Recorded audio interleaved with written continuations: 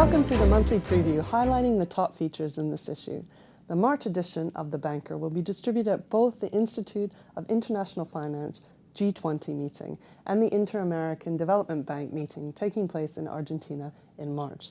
So there's a lot of exciting regional coverage, starting with the cover story, which is on Latam trade, as well as interviews with Argentina's Treasury Minister and Chile's Minister of Foreign Affairs, as well as the top 100 Central American banks. I'm Joy Macknight, Deputy Editor of The Banker, and with me is Silvia Pavoni, Economics Editor, who closely follows the developments in Latin America. Silvia, thanks so much for joining us today. Hi, Joy. So there's been a lot, sort of a big need for greater integration with trade across Latin America, but up until this point, maybe the results have been a bit disappointing. You know, what are the positive moves that are happening today? Well, that's right. So the need for deeper integration in Latin America has been felt for many, many years, and there's been an objective of governments really throughout the decades. But as you point out, the results have been not always encouraging.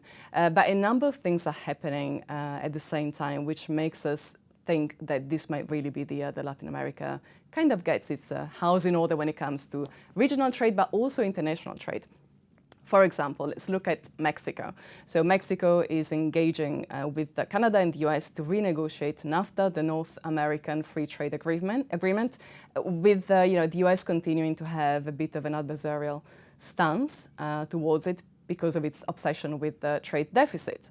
And the US has been always a key partner for the whole of the region, both in terms of trade, both investments, and generally has had a kind of an influence in the region. If we look at Brazil, for example, it has the country's benefited from the commodities boom, and now it has also suffered when prices started sliding down. So it does need to also look elsewhere to keep the economy going. At the same time, we're having China, which is a big trade partner for Brazil, now the top trade partner for Brazil, having displaced the US in that position, seems to really want to engage even deeper with the whole of the region. It has been buying not only commodities, but also energy companies in Brazil in particular. It has been looking at investment in infrastructure. I mean, to the point that now, very recently, earlier this year, at the China CELAC, which is a Latin American and Caribbean organization, at the meeting of those two groups, China mentions that their very ambitious One Belt, One Road initiative might well be extended to Latin America. Now, clearly China doesn't quite like to have a list of countries, a fixed list of countries that are part of the Belt and Road initiative. They like it to be seen as an open initiative. But the fact that this is mentioned, the fact that Latin America fits as a natural extension of the maritime connections, part of the Belt and Road Initiative, are actually quite important. So this is the picture. And at the same time, we have Mercosur, which is the customs union formed by Brazil, Argentina, Paraguay, and Uruguay, looking at the potential convergence with the Pacific Alliance, which is really the true free trade bloc in the region, formed by Chile, Peru, Colombia, and Mexico. We're having Mercosur also hopefully finalizing that deal with the EU. And we also having the comprehensive, the new version of the TPP, the Trans-Pacific Partnership, CPTPP, which now brings other countries in Latin America, Chile and Peru, in trade connections with Canada, Japan, Vietnam, and other countries. So it will be a total of 11 countries. So quite a lot to follow and quite a lot potentially happening. Yeah, there's a lot of development. And there's also going to be a number of elections held in many of the Latin American countries. Do you think this is going to have an impact on trade?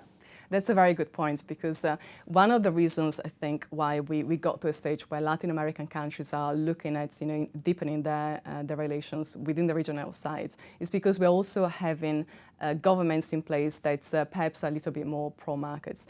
With the elections coming in this year in a number of countries, and a number of key countries, Mexico and Brazil being two of them, things may perhaps change, and so there is a little bit of risk in that sense. So again, Mexico, we have López Obrador, who is the front runner in the elections that are taking place in July this year, who has been making comments around the lines of Mexican people first in response to to the US President Donald Trump's America First little slogan. While in Brazil, we are having an election later on in the year, in October, one of the potential candidates, Jair Bolsonaro, who is on the far right of the political spectrum, has been actually saying that China maybe shouldn't get involved as much as it has in key industries. Another potential candidate, Gerardo Alckmin, who is currently the governor of the state of Sao Paulo, on the other hand, is saying that no, actually China should be a very welcome partner, particularly when we look at public-private partnerships. So it's a big puzzle, and hopefully things are not going to change too drastically, and that the region will continue to integrate within its shores, but also with the rest of the world. So a lot of developments, a lot of change may be coming. That's very interesting. Thank you so much, Silvia. To order your March edition of The Banker magazine, go to thebanker.com.